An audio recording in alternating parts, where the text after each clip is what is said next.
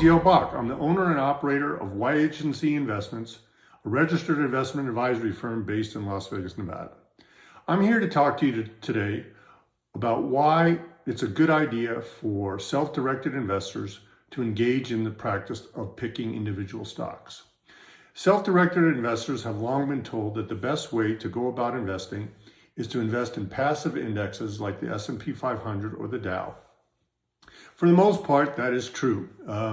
There was a study done by S&P Global Indexes where they compared active investing, which is just stock picking, versus passive investing. And over a 10-year period, 85% of all mutual funds underperformed the S&P 500 indexes. Over a 15-year period, 92% of all active managers underperformed the S&P 500. So statistically, that advice is accurate. Moreover, there was a great book written by Charlie Ellis.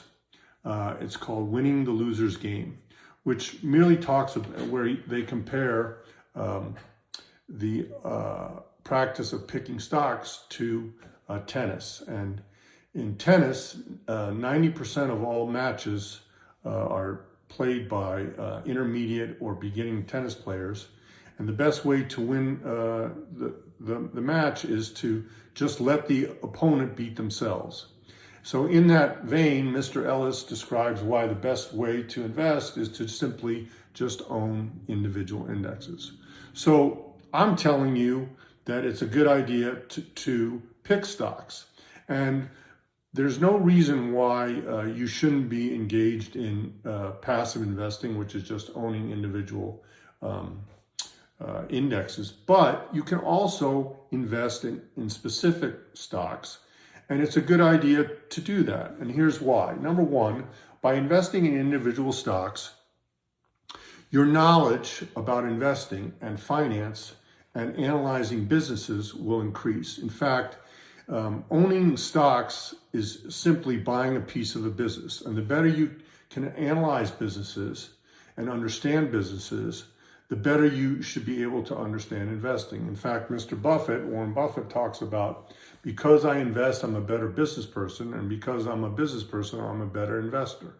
So by investing in individual stocks, your knowledge base is going to increase of specific industries, of learning about management teams, about learning about valuation, and learning about how markets will react to different news flow and earnings performance reports.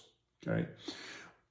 Another reason why it's a good idea to invest in individual securities is there are moments in markets where specific markets can become vastly overvalued. And if you own those specific indexes, you're not going to get any performance by owning that asset. So for example, in Japan, the Nikkei index for 30 years did very little. In fact, it was lower 30 years later versus 30 years prior.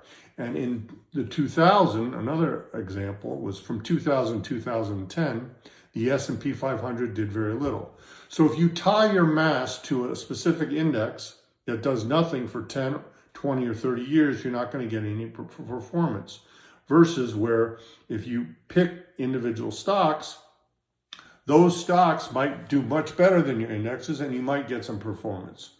So those are examples as to why it would be a good idea for a self-directed investor to engage in the practice of picking individual stocks, in addition to owning broad market indexes as well. Thank you for spending the time of watching the video and reading the article. If you have any questions about investing, please feel free to email me at information@yagency.com or call 702-350-0024. Thank you again, and I appreciate your time. Bye-bye.